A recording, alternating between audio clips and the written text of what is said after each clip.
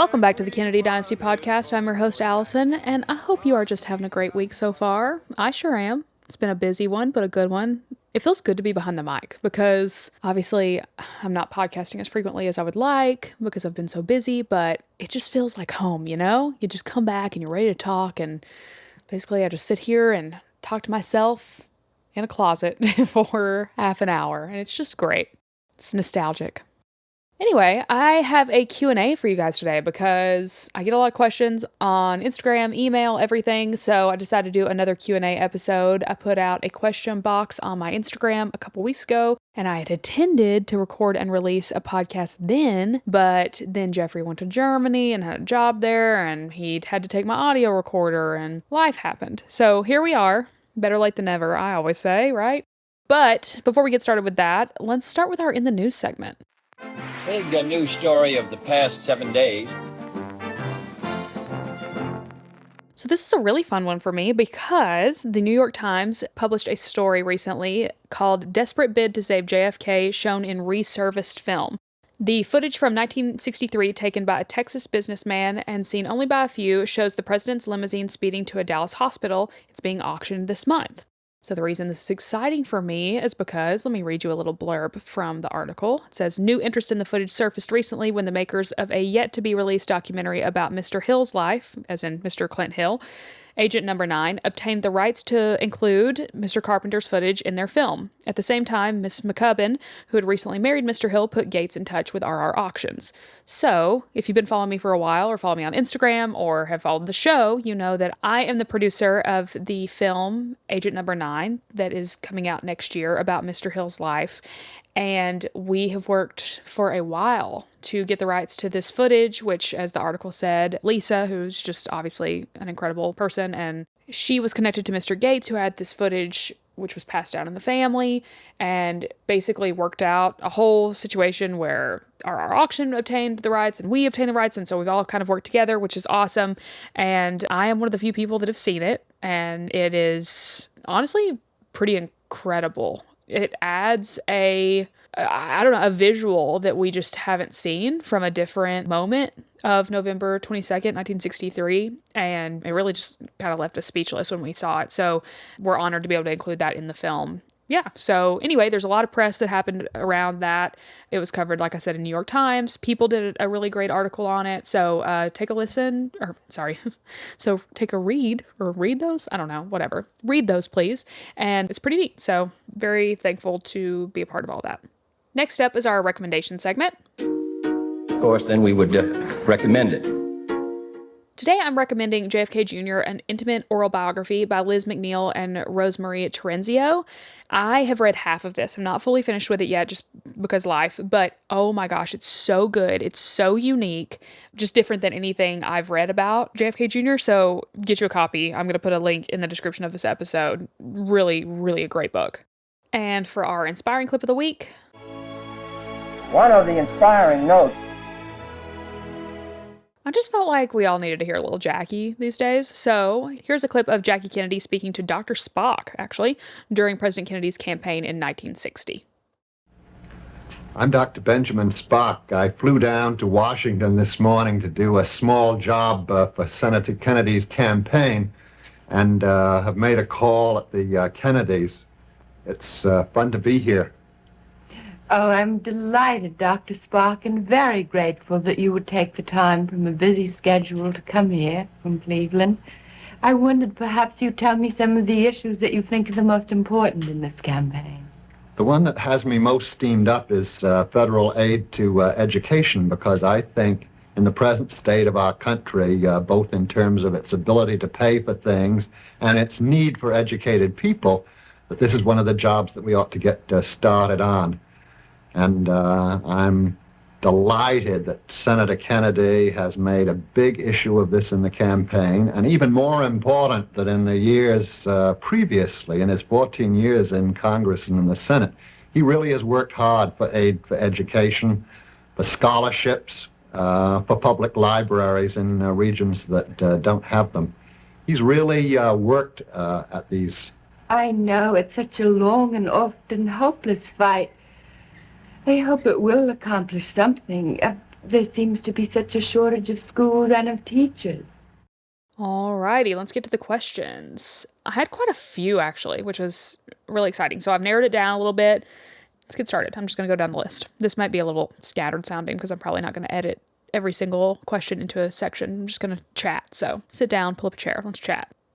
First question I got actually quite a bit was if I was still working with White House Historical Association, and I am. I'm a next gen leader with them, very honored to be one. If you don't know, the White House Historical Association was started by Jacqueline Kennedy when she was in the White House to preserve basically our nation's treasures, and they are an incredible organization, completely bipartisan, which that makes me proud to be a part of because I obviously have opinions, I just don't share them. I think that it's a good place to be in this world of trying to share history and preservation. And I don't know, I think that you can easily isolate an audience by sharing too much of an opinion, and I'm not and don't plan to be a political activist in any way. I'm really about preserving stories and history. So they have that mission and I share that with them. I'm actually headed to DC very soon for an event with them, and I'm so excited and thrilled to be a part and see all the things that they have going on. If you don't know, they are opening up a new experience called the People's House, which is like awesome. I have not gotten to see it yet personally, but I know a lot about it and I can't wait to see it. I hope I get to while I'm there. But it's just a really immersive, interactive experience of the People's House, and it's great. It's going to be an excellent addition to DC. So if you're in the DC area, I know it opens very soon, so check it out. Make sure you add that to your list of things to do. Speaking of DC, oh my gosh, now is the time to go, people.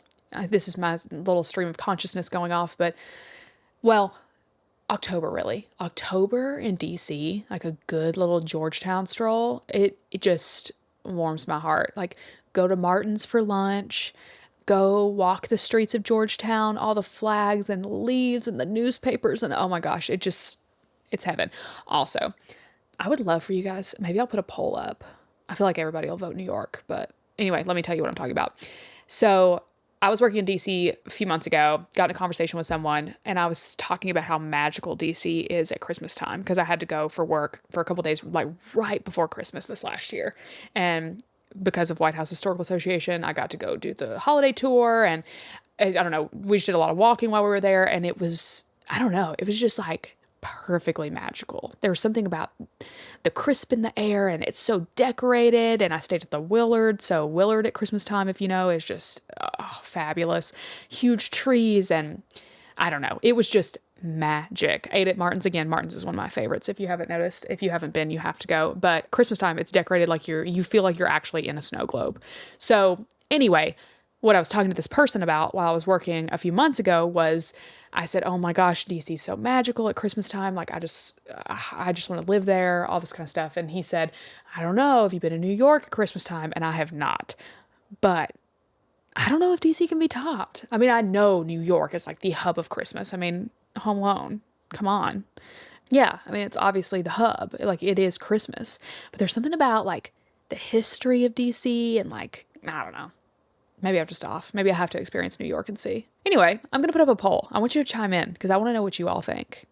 And also, goals for me, if I ever get to a place where I can have another home, because Tennessee has my heart. I'm never leaving. But I would totally, if I was like, I just could have another home and it could be like whatever, it would be in Georgetown for sure. So anyway, there's a little stream of consciousness for you. Hope you enjoyed that. Let's move on to the questions. Okay, this gets a little political, so I'm going to like not make it that way, but it says thoughts on Jack Schlossberg at the convention. Jack Schlossberg was a speaker at the DNC this last month, and my thoughts on him being at the convention is I kind of love it just because I love seeing, not because of, I'm not talking politically, I'm just saying in general, I love seeing a Kennedy being there and a young one, and it's just kind of is exciting to see like a new generation of Kennedy, and I definitely can see him going forward in politics. I mean, he has his, what doesn't he have, a double master's in business and law? He's obviously making all the connections, is like the political spokesperson or something, don't quote me on that, for Vogue right now. So yeah, he's doing the most, and it's kind of fun to watch that happen. So I thought it was cool. I thought it was cool to see him there. I mean, obviously a lot of, amazing voices from his family came before him on the DNC stage. He had his grandfather and then a couple of his uncles, and actually 3 of his uncles, and I may even be missing some more. I mean, he had Bobby, Ted, he would have had JFK Jr. So it's just kind of cool to see that progression of time. And yeah, I liked it. Okay, this is a niche question, but I'm going to answer it. It says, did you find the Jackie Kennedy handwriting shirt that JFK Jr. was wearing? What this person is talking about is I posted on Instagram. Again, I nod to Instagram all the time. If you're not following me there, it's Alyson, Alyson, L Holland on Instagram. Just I keep up to date with me there. It's the easiest way. But I posted, and I post things like this commonly to try to get some help because I posted a photo that I found of JFK Jr. I found it on Pinterest actually.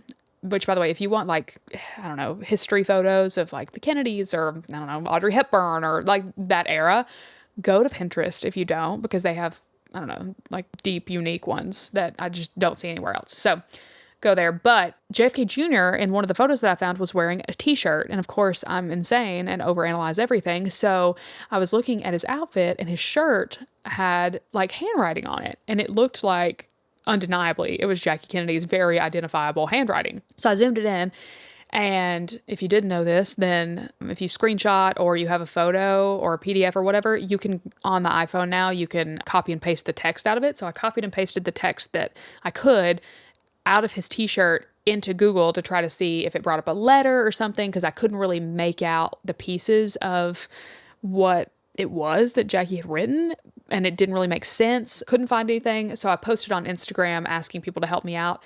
Not too much luck with that, actually. If anything, I got some kind of like answers that, and the writing was kind of obscure. So it's almost like, did she even write it, or did he have it made with her writing? I don't know. So to answer the question in a very long-winded way, no, I never did find the Jackie handwriting shirt. But if you are listening and you know what I'm talking about or want to do your own research, I would love for you to do that, because honestly, I want one of those t-shirts. So there's your answer. Also, I'm keeping these anonymous because I don't know if people want to be identified or not. In the future, I will ask if people want their names on or not. Okay, if you could spend a weekend in any of the Kennedys' past homes, what would you pick? Well, obviously for me, the White House, but yeah, definitely the White House. But if it's like strictly Kennedy's homes, that's tough. I mean, I gotta go for the history element of it with the big house in Hyannisport. That's got to be the one. I mean, all that history, the lawn, obviously Hyannisport is just a vibe. So that's tricky. Yeah, that's what I would pick. I mean, I would take any of them, obviously, but number one is that after the White House. I should put that out on a poll too. I'm going to do that too. After I record all these, I'm going to put these out on a poll. Next question. Unlike their brother Jack, Rose and Tatiana Schlossberg fly under the radar. Info on them. Yes, I actually do have info on them. I recorded a podcast about them not too awful long ago, I don't think. So I will link that episode in the description of this episode. But blanket answer, yeah, Jack is way more in the forefront than Rose and Tatiana. They do kind of lay low. Tatiana is a mom and an activist for climate change. And Rose, as she was, and I believe she still is, on the board of the Kennedy Center. She's like an artist in a way. And I believe she lives in California. So anyway, all that to say, go listen to that episode, because I really kind of did a deep dive on all of them and where they are and what they do. I don't believe that's going to change that Rose and Tatiana lay low. I think that that's kind of just what they've decided to do. But Jack seems to really be on the up and up, in the public eye. So, okay, next question. Hot take. Do you have a least favorite Kennedy family member if you want to reveal? I definitely have a least favorite Kennedy family member. Ooh, do I want to reveal? I'm sitting here thinking through all of the issues that could happen if I did. Nope, I don't want to reveal. But yeah, I do, for sure. Don't we all? Next question. Most underappreciated Kennedy. Oh, Eunice Kennedy Shriver. I mean, I do think that she's appreciated, but man, what a powerhouse. I mean, in every way. She is absolutely incredible. And I don't know, her legacy lives on, and she continues to do incredible things, as do other Kennedy family members. But I think she's the most underappreciated because she is, yeah. I also have an episode about her. Go listen. She's incredible. Next question. Thoughts on the new book on JFK Jr.? Well, I kind of shared that earlier. Yeah, I think it's great so far. Again, plug in again for the recommendation segment. Go get it. It's a New York Times bestseller already, too. It's fantastic. Like, if you're listening to this podcast, you have to get this book. So, go do it. What are you producing now? I'm producing quite a few things right now in different capacities. Holland Hill has a few projects in development and production, which, oh God, I can't wait to share with you guys. It actually is so hard not to just spew it all. I'm very, very, very close, I do believe, to being able to share details about one of them. But that's very exciting. And yeah, I'm on a few projects right now. I mean, producing a little bit of everything, and I'm really enjoying it. I mean, it's what I was meant to do. I 100% feel like this industry is where I was meant to be. It's really interesting. And if you're listening and you're in this, then you totally get it. It's like you have these projects, especially ones that if I'm producing like beginning to end, you have these projects and they really become your babies. Like it's up to you to like protect it and make it what it needs to be and all this kind of stuff, and you and the team rather. So you just get so emotionally invested, and it's hard and long hours, and it can make you crazy, but also it's just it's so wonderful to collaborate and work with people that have the same passion to share these stories, and it's really fun. Like, even though it is stressful and long hours and all the things, like, it just makes up for it. And you telling something that you feel really passionate about sharing and working with amazing people along the way. So I'm just really grateful to be able to do this and to have found this. And I can't wait for you to see, obviously I can't wait for you to see Agent Number 9. I'm just so grateful to have been a part of this project and sharing Mr. Hill's remarkable story. So I can't wait for that one to come out. But then in addition to that, I'm just excited for you guys to hear about all the Holland Hill stuff coming out too. So all that to say, I sound like a broken record now, but follow me on Instagram because you'll see there first, probably, when I can finally reveal more stuff about the projects I'm working on. Looks like this is probably the last question I will answer today. It says, what is Ethel Kennedy up to these days? That's a great question. So I do know she's 96 years old, which is amazing. And I believe her birthday's in April. And I remember saying that everyone got together in April to celebrate her birthday. I mean, tons of her kids and their kids and, all the people. I even think Joan was there. Pretty positive. Joan Kennedy. But as far as what I've heard, she's just kind of, laying low at home and is doing well. But she's, just taking it easy, as she should. She's lived a incredible life, and she's incredible. So I hope that she's resting and enjoying her time at her beautiful home. And then I got a ton of comments too that weren't questions, but of people just being like, I'm so happy you're back. Not a question, just happy to hear a new episode, all that kind of stuff, on talking about the last episode that I did. So I'm happy to be back too. I missed you guys. This is great. Obviously, like I said earlier, it kind of just feels like home to me. And I appreciate you guys listening to me yap for 4 years now. And my favorite comment that I ever get is people feel like people are friends with me. Like, they feel that connection, which is what I've always wanted this to be, because I listen to tons of podcasts. I mean, The Toast is like one of my favorite podcasts, and you just feel like they're your best friends. If you know, you know. So at the end of the day, I just hope that you guys feel like this is not that stiff history, what you're used to with every other podcast. It's like we're chilling, we're vibing, we're just talking about something we all care about. So I'm grateful that you guys, the majority of you feel the same way, that that's kind of the culture created here. That makes me really happy. And I'm glad you guys feel like, I can break up your day in some way, in a positive way, and give you something to look forward to. It makes me really happy. So anyway, make sure you're subscribed so you don't miss when the next episode is available. You can subscribe on Spotify, on iTunes, but the podcast is available anywhere that you are able to listen to podcasts. It's on my website. I mean, anywhere. So that's great. Again, follow me on Instagram for everything else. I will be in DC soon, so you may want to follow along just to see what's going on if you like seeing things about our nation's capital. Football's back. That's exciting. Go Vols. Playing the Sooners this weekend, which is weird that they're in the SEC now. Not over it. It's kind of strange, but there's nothing I can do about it. Anyway, happy fall, y'all. Thanks for listening. I'll talk to you soon. Come on and vote for Kennedy. Vote for Kennedy. Keep America strong. Kennedy, he just keeps rolling up. Kennedy, he just keeps rolling up. Kennedy, he just keeps rolling up.